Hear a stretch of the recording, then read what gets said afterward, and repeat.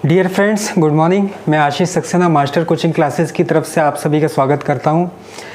आज बच्चों हम देखेंगे कि 11th क्लास का फर्स्ट चैप्टर जो है आपका फिज़िकल वर्ल्ड, उसकी आज हम स्टडी करेंगे। बच्चों, कभी आपने सोचा है कि जब आप 8th 9th और 10th क्लास में थे और आप पढ़ रहे थे कि फ़िज़िक्स क्या है, केमिस्ट्री क्या है, साइंस क्या है, कभी आपने इसके बारे में डिटेल से देखा या कभी समझा कि ये क्या है? तो आज हम देखते हैं डिटेल में इसे कि फ़िज़िकल वर्ल्ड क्या है, साइंस क्या है और फिज़िक्स क्या है। तो चलिए आज हम सीखते हैं कुछ नया। आइए, यूनिट है आपकी first physical world, class 11th। इसमें सबसे पहला टॉपिक है व्हाट इज़ साइंस। साइंस, जिसको हिंदी में हम बोलते हैं विज्ञान, संस्कृत में भी इसको विज्ञान बोलते हैं। एक्चुअली साइंस क्या है या विज्ञान क्या है, तो इसका मतलब होता है किसी भी चीज़ को जानना। साइंस जो है लैटिन वर्ड्स साइंटिया से बना है और इसका मतलब होता है टू नो, मतलब किसी भी चीज़ को जानना। हिंदी में हम इसे लिखेंगे विज्ञान।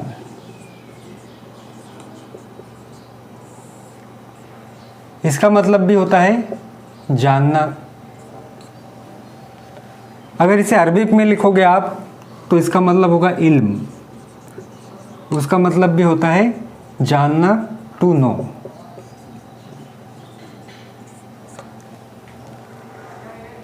तो साइंस का जैसे आपने देखा कि किसी भी लैंग्वेज में इसका मीनिंग एक ही निकल रहा है, वो क्या है? जानना। अब हमें जानना क्या है? क्वेश्चन ये आता है कि हमें जानना क्या है? हमें जानना है फिजिकल वर्ल्ड। एक्चुअली जब ह्यूमन का एग्जिस्टेंस इस अर्थ पर हुआ, ह्यूमन जो है अर्लियर स्टेजेस में होमो सेपियंस कहलाता था। क्या कहलाता था? होमो सेपियंस कहलाता था। तो जब ह्यूमन का एग्जिस्टेंस अर्थ पर हुआ तो उसने दो चीज़ देखी। एक तो उसने अपने आप को खुद को देखा, दूसरा उसने अपनी सराउंडिंग को देखा। अपने आप को खुद को देखने के बाद जब उसने सराउंडिंग को देखा तो उसने देखा कि उसकी सराउंडिंग क्या है? बहुत चेंज हो रही है, स्पीडली चेंज हो रही है। इसमें बहुत सारी चीज़ें हैं और वो फिक्स नहीं है, वो कंटिन्यूसली कैसी हो रही हैं? चेंज हो रही हैं। देखा उसने कि पहाड़ हैं, नदियां हैं, पर्वत हैं और ये सब भी चेंज हो रहे हैं। नदी है तो उसमें पानी बह रहा है, पत्थर हैं, पहाड़ हैं, गिर रहे हैं, पेड़ पौधे हैं, बड़े हो रहे हैं। तो उसके मन में सबसे पहले क्वेश्चन आया कि ऐसा क्यों हो रहा है। तो जो वाई वर्ड है, जिसका मतलब है क्यों, इससे किसकी डिस्कवरी हुई? इससे डिस्कवरी हुई साइंस की। साइंस का जो बेसिक फंडामेंटल क्वेश्चन है वो है वाई। जब हम वाई का आंसर ढूंढते हैं तो वाई का आंसर ढूंढने के लिए हम एक प्रोसेस फॉलो करते हैं और उसी प्रोसेस को जो है हम क्या बोलते हैं? साइंस बोलते हैं। तो देखिए किस तरीके से होता है, मैं एक एग्जांपल के थ्रू आपको समझाता हूं।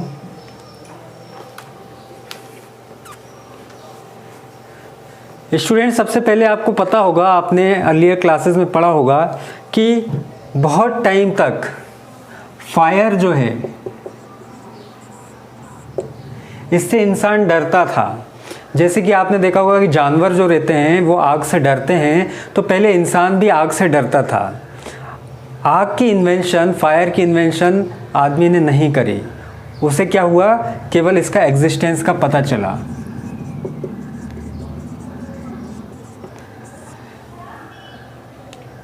पहले स्टोन एज में क्या था कि जो होमो सेपियंस थे यानी इंसान जो थे, उन्होंने देखा कि जंगल में अचानक क्या है? लाइटिंग हुई, रोशनी हुई और बहुत ज़्यादा हीट उससे डेवलप होने लगी और कोई भी जानवर उसके नज़दीक नहीं जा रहा था, इंसान भी उसके नज़दीक नहीं जा रहा था। तो उससे लोगों के मन में डर पैदा हो गया कि ये पता नहीं क्या चीज़ है और ये हमारी लाइफ के लिए क्या है? खतरा है। तो सबसे पहले जो है आदमी आग से डरता था, कई सालों तक वो आग से डरता रहा।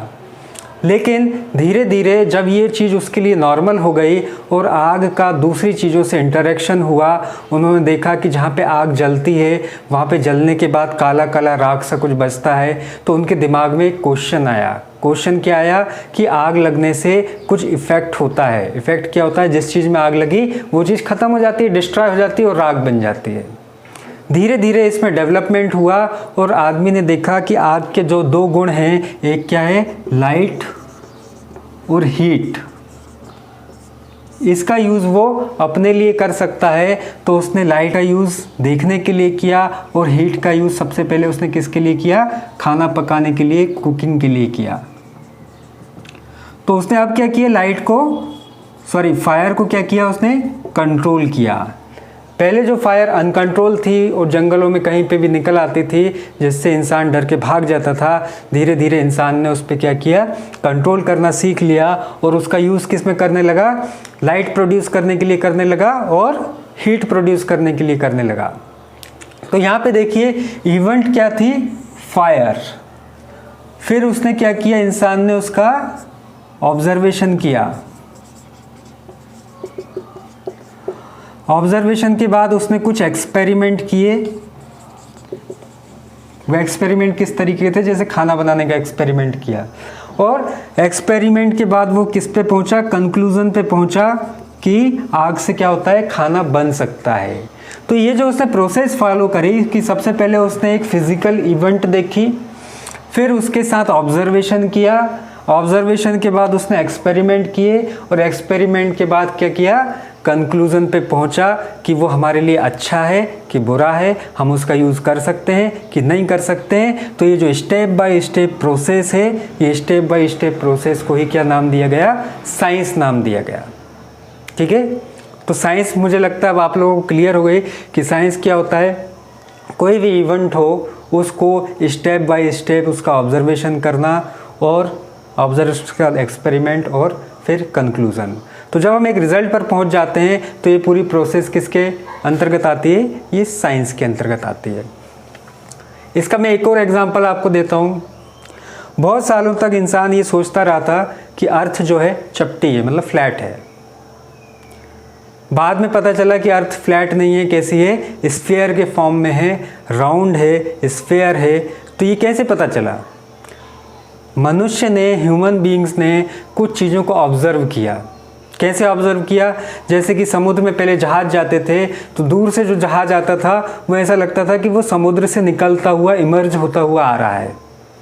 अगर कोई चीज़ फ्लैट होती तो उससे वो चीज़ इमर्ज नहीं होती। इमर्ज तभी होती जब कोई चीज़ राउंड है और वहाँ से दूर से निकलती हुई आ रही है तो वो हमें इमर्जिंग कंडीशन में दिखाई देती है।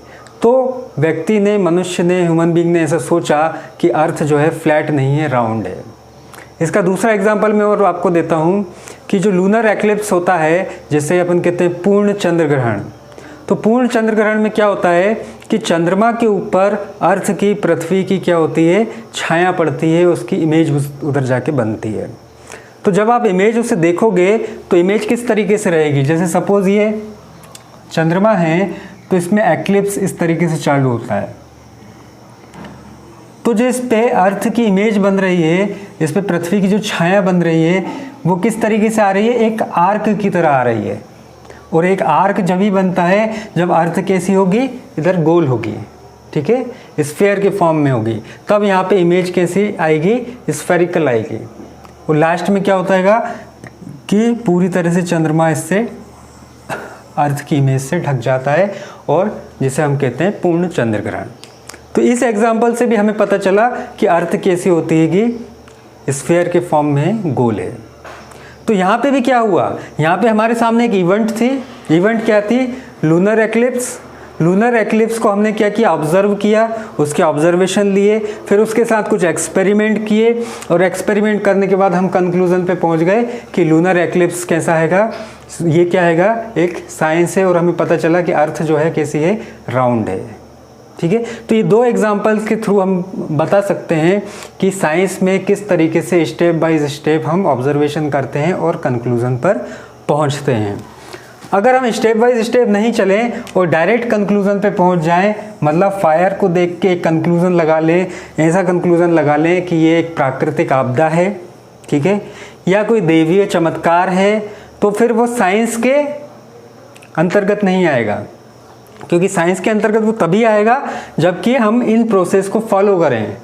हम ऑब्जर्वेशन लें, उसके बाद एक्सपेरिमेंट करें और कंक्लूजन पे पहुँचें। अगर हम डायरेक्ट कंक्लूजन पे पहुँचते हैं तो फिर वो साइंस नहीं रहेगी, वो एक अंधविश्वास हो जाएगा, एक अफवाह हो जाएगी, एक र्यूमर हो जाएगी। जैसे बहुत सालों तक लोग बाग मानते रहे कि आग जो है एक देवी आपदा है, एक देवी चमत्कार है, लेकिन ऐसा नहीं है। फायर जो है सिंपल एक ऑक्सीडेशन की प्रोसेस है, केमिकल रिएक्शन है। अब हम साइंस में देखें आगे क्या हुआ। अभी तक तो इंसान ने केवल ये समझ लिया था कि हमें कोई भी चीज़ को सॉल्व करना है तो प्रोसेस बाय प्रोसेस चलना है। अब जब हम प्रोसेस बाय प्रोसेस चले, ठीक है,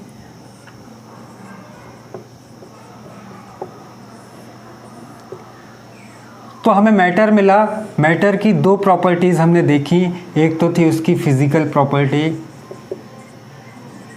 और एक थी केमिकल प्रॉपर्टी।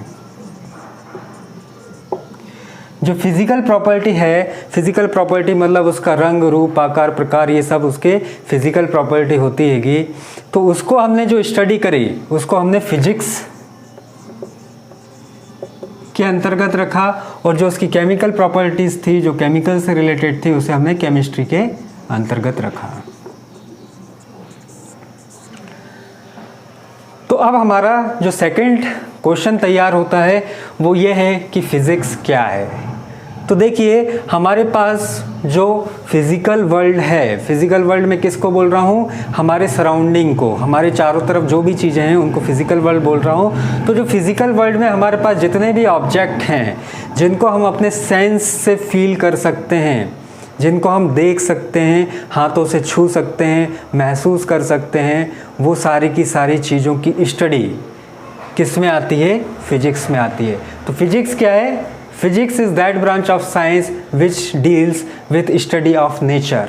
फिजिक्स साइंस की वो ब्रांच है जो नेचर मतलब प्रकृति, हमारी सराउंडिंग, उससे डील करती है। तो उसको हम क्या बोलते हैं बच्चों? फिजिक्स बोलते हैं। Physics is that branch of science which deals with nature and natural phenomena. Not only nature मतलब नेचर अकेले से नहीं, बल्कि नेचुरल फिनोमेना मतलब कि नेचर में जो इवेंट हो रही है उनकी भी स्टडी अपन को इसमें करना रहता है। ठीक है,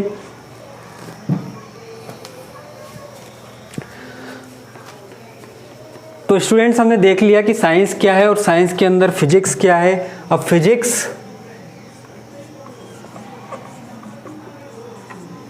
और मैथ्स,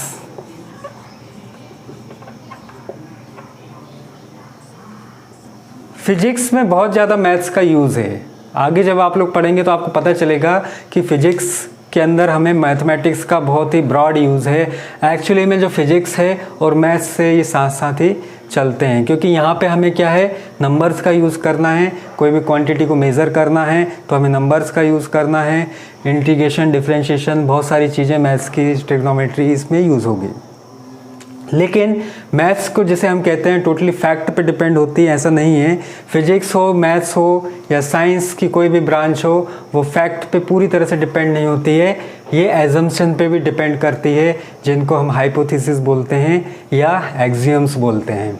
ठीक है, तो मैथ्स हो चाहे फिजिक्स हो, वो उसमें बहुत बड़ा पार्ट जो रहता है एजम्पशंस का रहता है या एक्सियम्स का रहता है। फिजिक्स को अगर हम और डीपली स्टडी करेंगे तो हम आगे और इसकी ब्रांचेस बना सकते हैं। जैसे कि एक होता है आपकी classical physics.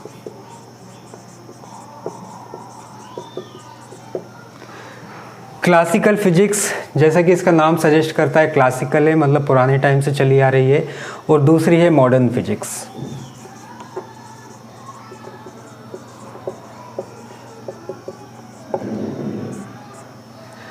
Classical physics ancient physics भी है। इसका जो मेन साइंटिस्ट है जिसने सबसे ज़्यादा डिस्कवरी दी है वो है आपके न्यूटन। न्यूटन की जो फिज़िक्स है वो पूरी क्लासिकल फिज़िक्स है। 14th-15th सेंचुरी की जो फिज़िक्स आती है वो पूरी क्लासिकल फिज़िक्स है। मॉडर्न फिज़िक्स जिसे हम हिंदी में आधुनिक भौतिकी बोलते हैं, इसके जनक है अल्बर्ट आइंस्टीन, जो कि एक जर्मन साइंटिस्ट थे। उन्होंने मॉडर्न फिज़िक्स की खोज करी थी और उन्होंने जितने भी अपने व्यूज़ दिए, आइडियाज़ दिए, उन सब की स्टडी हम मॉडर्न फिज़िक्स में करते हैं। बच्चों इसको बहुत अच्छे से मैंने एक चार्ट बनाया हुआ है, उस चार्ट में आपको मैं देख के बताता हूँ। तो स्टूडेंट्स ये चार्ट मैंने यहाँ पे बनाया हुआ है, आप देखिए, जिसमें फिजिक्स की ब्रांचेस बताई गई हैं। इसमें ऑलमोस्ट पूरी फिजिक्स कंप्लीट हो जाती है। तो देखिए फिजिक्स के मैंने यहाँ पे 2 पार्ट करे हैं। एक है अप टू 18th सेंचुरी, जो 18th सेंचुरी तक का पार्ट है उसे मैंने बोला है क्लासिकल फिजिक्स। ठीक है, क्लासिकल मतलब पुरानी, जो अर्लियर एज से चली आ रही है। और आफ्टर 18th सेंचुरी मतलब 19th सेंचुरी की जो फिजिक्स है उसे मैंने क्या बोला है, मॉडर्न फिजिक्स बोला है, मतलब कि आधुनिक भौतिकी। तो फिजिक्स को अपन ने 2 पार्ट में, आगे 2 ब्रांचेज इसकी हुई, क्लासिकल फिजिक्स और modern physics. Okay, classical physics के जो मेन साइंटिस्ट थे वो थे न्यूटन और मैक्सवेल। न्यूटन और मैक्सवेल। और मॉडर्न फिजिक्स के जो साइंटिस्ट थे मेन, वो थे आइंस्टीन, अल्बर्ट आइंस्टीन। अच्छा, एक चीज़ मैं आपको और बताना चाहूँगा इंटरेस्टिंग, कि फिजिक्स में जो मैक्सिमम पार्ट है, ऑलमोस्ट 70% पार्ट जो है उसकी जो डिस्कवरी करी है इन्हीं 2 साइंटिस्टों ने करी है, न्यूटन और आइंस्टीन ने। बहुत महान साइंटिस्ट हैं दोनों। क्लासिकल फिजिक्स को आगे देखिए, और पार्ट्स में मैंने उसकी और ब्रांचेज में डिवाइड किया है। इसका फर्स्ट है, आप देखिए, ग्रेविटी, मतलब कि कोई मटेरियल दूसरे को किस तरीके से अट्रैक्ट कर रहा है। ऑप्टिक्स एंड वेव्स, ऑप्टिक्स मतलब जिसमें हम लाइट की स्टडी करते हैं, वेव्स जिनको हम बोलते हैं तरंगे।